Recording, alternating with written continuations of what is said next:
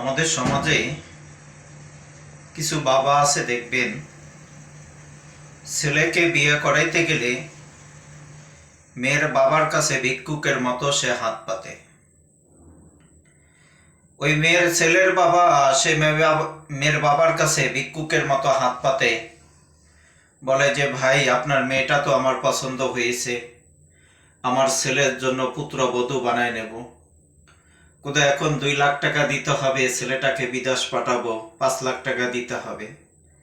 ভিক্ষুকের মতো হাত পাতে। এখন আমি ওই ছেলের বাবাকে জিজ্ঞাসা করতে চাই, আপনি কি ছেলের বিয়ে দিচ্ছেন না ছেলেকে মেয়ের বাবার কাছে আপনি বিক্রি করছেন? আমার তো মনে হয় না যে আপনি ছেলেকে বিয়ে করাচ্ছেন, কিন্তু আপনি ছেলেকে মেয়ের বাবার কাছে আপনি বিক্রি করে দিচ্ছেন।